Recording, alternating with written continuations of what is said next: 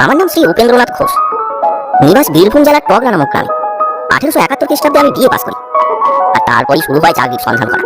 কয়েক বছরে বহু জায়গায় আবেদন করলাম, কিন্তু কোনোটাতেই কোনো ফল হলো না।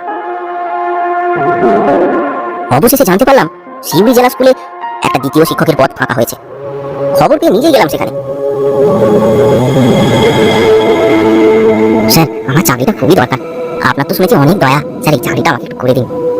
স্যার, বহু লোককে খোসামত করে কাজটা আমি পেয়ে গেলাম। আমার বেতন হলো মাসিক 50 টাকা। আমাদের গ্রাম থেকে শিউড়ির দূরত্ব 12 ক্রোশ। যোগাযোগের মাধ্যম একটা কাঁচা রাস্তা। বাড়ি ফিরে সব জিনিসপত্র গুছিয়ে নিয়ে 2 দিন পর আমি চাকরিতে যোগ দিলাম।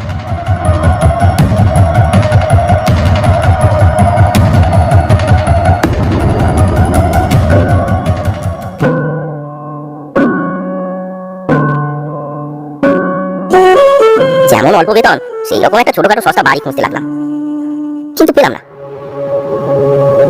তা থাকবার জায়গা কিছু পেয়েছো? একটা অসুবিধার মধ্যে পড়েছি স্যার, এখানে সস্তায় তো কোনো থাকার জায়গা পাচ্ছি না। আচ্ছা, তাহলে এখন আমার বাড়িতে থাকবে তাহলে? আপনার বাড়িতে? আচ্ছা, অনেক ধন্যবাদ আপনাকে। এখন আপাতত হেডমাস্টার মহাশয়ের বাসাতেই উঠেছি। দিনের বেলায় স্কুলে কাজ করি, আর অবসর সময়ে সস্তা ভাড়া বাড়ি খুঁজে বেড়াই।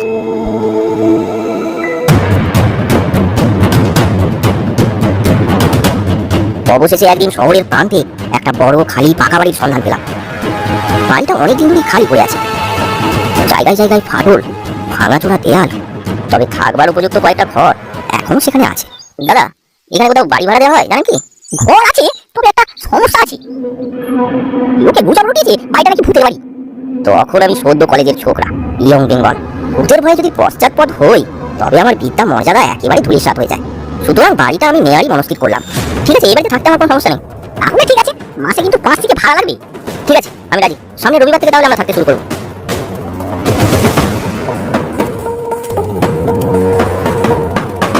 তবে এত দূরে একা থাকাটাও তো নিরাপদ নয়, চোর ডাকাতের ভয় তো আছে।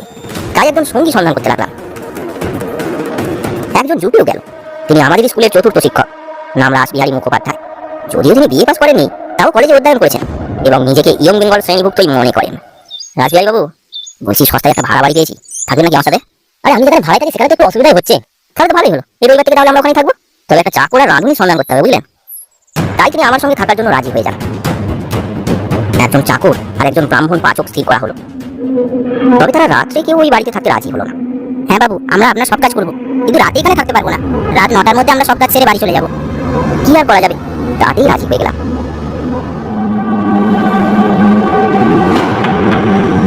পরদিন রবিবারে সকালে আমরা জিনিসপত্র নিয়ে ওই বাড়িতে উঠলাম। বাড়িটা বহু পুরানো, চারদিকের প্রাচীর জায়গায় জায়গায় ভেঙে গেছে। গবাদি পশু যাতে ঢুকতে না পারে তার জন্য বাঁশের বেড়া দেওয়া আছে। বাড়িটার চারিদিকে বাগান, অনেকগুলো নারকেল, আম, কাঁঠাল প্রভৃতি ফলের গাছ আছে, তবে সেগুলো ফরিয়াগণের কাছে জমা দেয়া।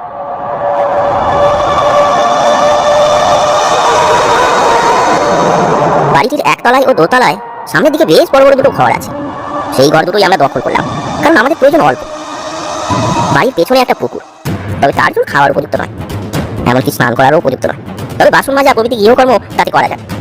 বাড়ির অল্প দূরে একটা ভালো দিঘি ছিল, আমাদের চাকর খাওয়া রাঁধার জন্য সেখান থেকেই জল আনত। আর একটা ঘর আমরা খাওয়া দাওয়ার জন্য ঠিক করলাম। আর একটা ঘরে দুটো চৌকি পেতে দুজনের শোয়ার ব্যবস্থা করলাম। সারা রাত ঘরে প্রদীপ চলত। এইভাবে কিছুদিন কেটে যায়। ইতিমধ্যে দশহরার 2 দিন ছুটি পেলাম, সেই সঙ্গে একটা রবিবারও পাওয়া গেল। তাই আমি বাড়ি চলে গেলাম।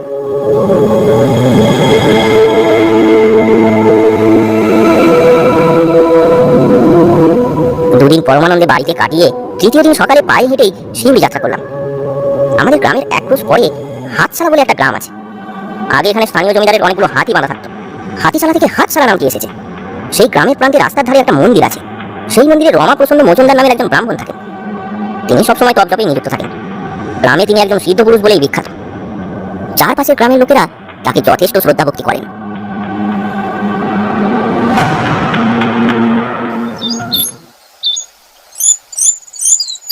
সেখান দিয়ে যেতে যেতে দেখলাম মজুমদার মশাই খরম পায়ে দিয়ে মন্দিরের বাইরে দাঁড়িয়ে আছেন।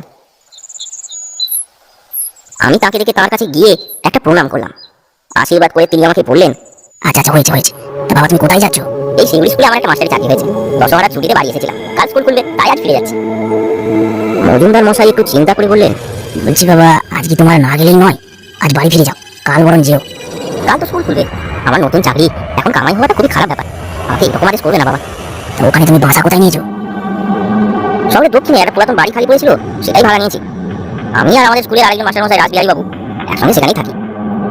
এই বলে মজুমদার মশাইকে প্রণাম করে আমি পথ চলতে লাগলাম।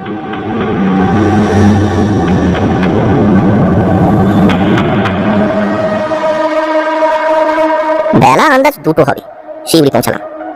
স্নান খাওয়া দাওয়া করতে 5টা বেজে গেল। খাওয়া দাওয়া করে বারান্দায় বসে তামাক খাচ্ছি, এমন সময় দেখি আমাদের গ্রামের একজন কৈবত বড় একটা লাঠি ঘাড়ে করে আমার সামনে এসে উপস্থিত হলো। তাকে দেখে বিস্মিত হয়ে আমি জিজ্ঞাসা করলাম, কে তুমি হঠাৎ করে গেলে? আজকে বাবা ঠাকুর এই চিঠি আর কবজ দিয়ে আমাকে পাঠালেন। চিঠি ও কবজটা আমাকে দিল। চিঠি পড়ে দেখলাম, তুমি বাড়ি থেকে যাওয়ার পর রমাপ্রসন্ন মজুমদার মহাশয় এসেছিলেন এবং একটি কবজ দিয়ে বললেন তোমার সঙ্গে নাকি তার দেখা হয়েছিল, তিনি জানতে পারেন তোমার খুব বিপদ, তাই তিনি এই রাম কবজটি দিয়েছেন আর বারবার করে বলে দিয়েছেন আজই যেন তুমি এই কবজটি ধারণ করো। যদি তুমি কখনো ভয় পাও তবে তুমি তারক ব্রহ্ম নাম জপ করো। তিনুকে দিয়ে কবজ আর চিঠিটা তোমার কাছে পাঠালাম, পাওয়া মাত্রই কিন্তু কবজটা পড়ে ফেলো, ভক্তি ভরে ডান হাতে কবজটা তুমি পড়বে। দেখো এই কথার অন্য যাতে না হয়, এটা তোমার বাবার আদেশ বলে জানবে। চিঠি ও কবজ নিয়ে দিনুকে বললাম, তা তুই আজ এখানেই থাকবি তো, তোর খাবার জোগাড় করি? আগে না, বাবা ঠাকুর আমাকে বারবার করে বলে দিয়েছেন আমি যেন নিজে দাঁড়িয়ে থেকে আপনাকে কবজটা পড়িয়ে দিই, আর রাতে গিয়ে আমি যেন এই খবরটা তেনাকে দিই আপনি কবজটা পড়েছেন কিনা। সুতরাং তাকে আর থাকবার জন্য অনুরোধ করলাম না, তার হাতে 2 আনা পয়সা দিয়ে বললাম, এই নে, বাজার থেকে মুড়ি মুরগি কিনে খেতে খেতে যাবি। তার সামনে কবজটা আমি হাতে পড়ে নিলাম। সে আমায় প্রণাম করে বিদায় নিল।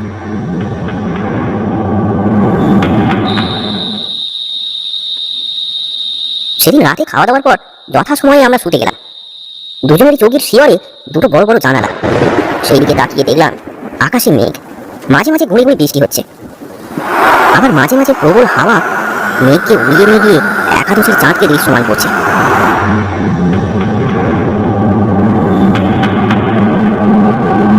আমরা দুজনে কিছুক্ষণ গল্প গুজব করে শুয়ে পড়লাম। পথের ক্লান্তিতে কাতর হয়েছিলাম, তাড়াতাড়ি ঘুমিয়ে পড়লাম। অনেক রাতে হঠাৎ ঘুম ভেঙে দেখি বাতাসে প্রদীপটা নিভে গেছে। ক্ষীণ মেঘপুঞ্জের আড়াল থেকে জ্যোৎস্নার আলো জানালা দিয়ে ভেদ হয়ে ঢুকেছে। তাতে বিপরীত দিকে দেয়ালের কিছুটা অংশ আলোকিত হয়েছে। জোড়ানো চোখে আস্তে আস্তে চোখ খুলে দেখি যেন একটা কঙ্কালসার বৃদ্ধ আমার বিছানার উপর হাঁটু গেড়ে বসে 2টো থাবা তুলেছে, এক দৃষ্টি আমার দিকে চেয়ে আছে। তার মুখখানা যেন বহুদিন রোগে শীর্ণ, গায়ের চামড়াগুলো ঝুলে পড়েছে শান্তহীন মাড়ির ওপর, তার ঠোঁটগুলো চুপসে বসে আছে, মাথায় সাদা ছোট চুলগুলো যেন দাঁড়িয়ে রয়েছে, তার চোখ দুটো থেকে ক্রোধ, ঘৃণা ও বিদ্রুপের জ্বালা প্রকাশ পাচ্ছে। দেখে আমি আঘাত মস্তক শিহরিত হয়ে উঠলাম, ভয়ে চোখ বন্ধ করে নিলাম, কিন্তু সেই অবস্থায় বেশিক্ষণ থাকতে পারলাম না। আবার চোখ খুললাম, আবার দেখলাম সেই বিভৎস মূর্তি ঠিক সেই অবস্থাতেই বসে আছে। আবার চোখ বন্ধ করলাম, ভয়ে আমার প্রাণ ওষ্ঠাগত। তখন হঠাৎ পত্রের কথা মনে পড়লো। মনে মনে বললাম, আমার ভয় কি, আমার হাতে তো রাম কবজ রয়েছে, এবং মৃদু স্বরে তারক ব্রহ্মনাথ জপ করতে লাগলাম। কিছুক্ষণ পরে আবার চোখ খুললাম, তখন সেই মূর্তি আর নেই। সাহস পেয়ে উঠে বসলাম, জড়ানো কণ্ঠে আমার বন্ধুকে ডাকতে লাগলাম, রাসবিহারী বাবু, রাসবিহারী বাবু, রাসবিহারী বাবু। রাসবিহারী বাবু উঠে পড়লেন। কি হয়েছে? আমি তখন প্রদীপ জেলে সমস্ত ঘটনাটা তাকে খুলে বললাম।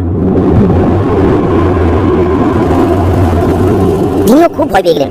তারপর সমস্ত রাত আমরা বসে বসে গল্প করে কাটিয়ে দিলাম। পরদিন সকালে দুজনেই সেই বাড়ি ছেড়ে অন্য বাড়িতে গিয়ে উঠলাম। খাওয়া দাওয়া সেরে 10টার সময় স্কুলে গেলাম।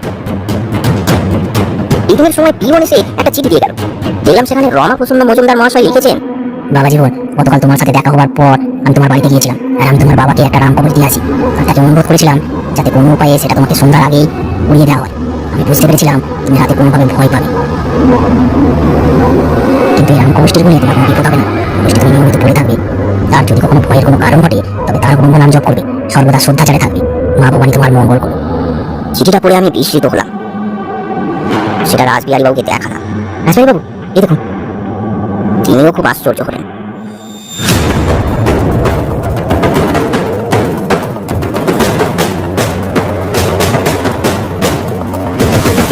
পুজোর ছুটির সময় বাড়ি গিয়ে প্রথমে মজুমদার মশাইকে প্রণাম করতে গেলাম। যে বিপদ থেকে তিনি আমাকে উদ্ধার করেছেন তার জন্য অনেক কৃতজ্ঞতা প্রকাশ করে জিজ্ঞাসা করলাম, আচ্ছা, আমি যে সে রাতে ভয় পাবো এই কথা আপনি কি করে জানলেন? একটু মৃদু হেসে মজুমদার মশাই বললেন, তুমি সেদিন এসে যখন আমায় প্রণাম করলে তখন দেখলাম একটা প্রেতাত্মা তোমার পশ্চাতে দাঁড়িয়েছিল। কোনো কারণে তোমার উপর সে ভয়ানক ক্রুদ্ধ হয়ে আছে। তোমার প্রাণহানি করার জন্য সে তোমার পিছু নিয়েছে, শুধু উপযুক্ত সময়ের অভাবে এসে কাজটা করতে পারেনি। তুমি চলে যাবার পর আমি গণনা করে দেখলাম, বুঝতে পারলাম সেই রাতেই সেই সময় আসবে। তাই তাড়াতাড়ি আমি একটা রাম কবচ নিয়ে তোমার বাবাকে গিয়ে দিয়ে আসলাম। সে যাই হোক, তবে তুমি সে কবচটি কিন্তু সবসময় পড়ে থাকবে।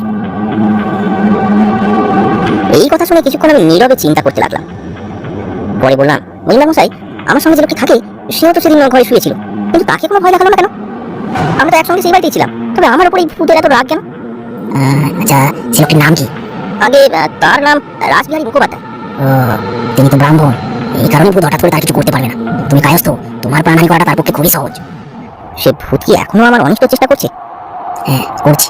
আর একবার সে তোমায় দেখা দেবে, কিন্তু সে কতদিনই তা আমি বলতে পারছি না। কিন্তু রাম কবচের বলে তোমার কোনো বিপদ হবে না। তারপর 18 বছর কেটে গেছে। সে ভূতের কথা ভাবলে আমি প্রায়ই বিস্মিত হতাম, কিন্তু রাম কবচটি বরাবর সযত্নে ধারণ করে রেখেছিলাম।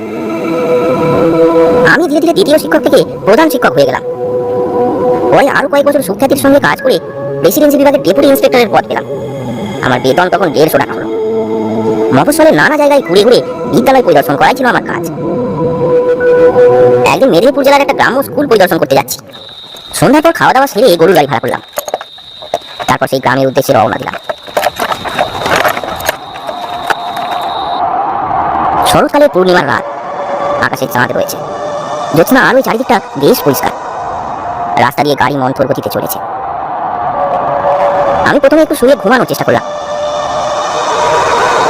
ঘন্টা দুয়েক এপাশ ওপাশ করা সত্ত্বেও কিছুতেই আর ঘুম আসলো না। তাই বাধ্য হয়ে চোখ মুছে উঠে পড়লাম। উঠে দেখি গাড়োয়ান তার বসার ওই সংকীর্ণ জায়গাটাতেই শুয়ে ঘুমিয়ে পড়েছে। জ্যোৎস্না রাত, পথ একেবারে পরিষ্কার দেখা যাচ্ছে। গরু দুটো অবাধে আপন মনে চলছে। রাস্তার দুধারে গাছের সারি, কোথাও দূরে দূরে, কোথাও বা ঠেসাঠেসি।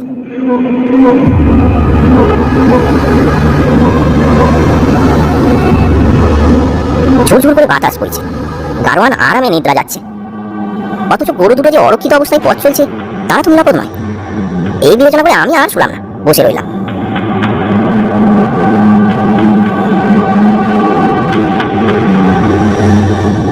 এই অবস্থায় প্রায় ঘন্টাখানেক কাটলো। আমার একটু ঘুম ঘুম আসছে। আমি বসে বসে ঢুলতে লাগলাম। হঠাৎ গরু দুটো থেমে গেল। একটা ঝাঁকুনি দিয়ে গাড়িটা দাঁড়িয়ে গেল। আমার ঘুম তখন ছুটে গেছে। সেই ভীষণ মূর্তি গরু দুটোর সামনে পথ অবরোধ করে দাঁড়িয়ে আছে। তার হাত দুটো গরুর গাড়ির ওপর রাখা। সেই শুষ্ক জীর্ণ চামড়ায় আবৃত কঙ্কাল দাঁড়িয়ে আছে। আর সেই জ্বলন্ত চোখ দুটো আমার দিকে রেগে তাকিয়ে আছে। দেখে আমার শরীরের রক্ত হিম হয়ে গেল। আমি কাঁপতে লাগলাম।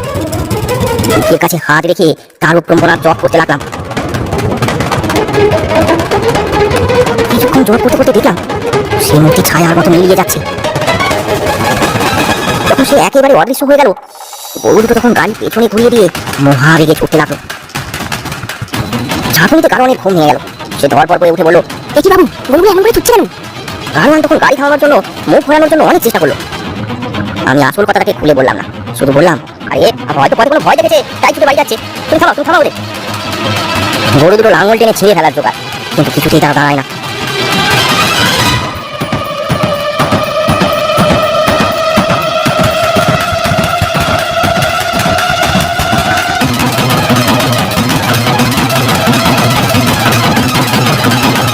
দৌড়াতে দৌড়াতে তারা যখন একটা বাজারে এসে পৌঁছালো এবং অনেক লোক আর গরুর গাড়ি দেখতে পেল, তখন দাঁড়ালো। গরু দুটো ভয়ানক শান্ত হয়ে পড়েছে। দেখি আমি গাড়োয়ানকে বললাম, গরুকে খুলে দাও আর ওদেরকে ঘাস জল খেতে দাও, কাল সকালে আবার যাওয়া যাবে। এখন রাতে এখানে বিশ্রাম করি।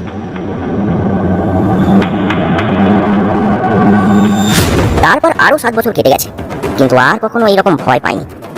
সে রাম কবচটা এখনো আমি পড়ে আছি। যতদিন বাঁচবো ততদিনই পড়ে থাকবো। আর ভয়ানক গল্প পেতে আমাদের চ্যানেলটি সাবস্ক্রাইব করুন।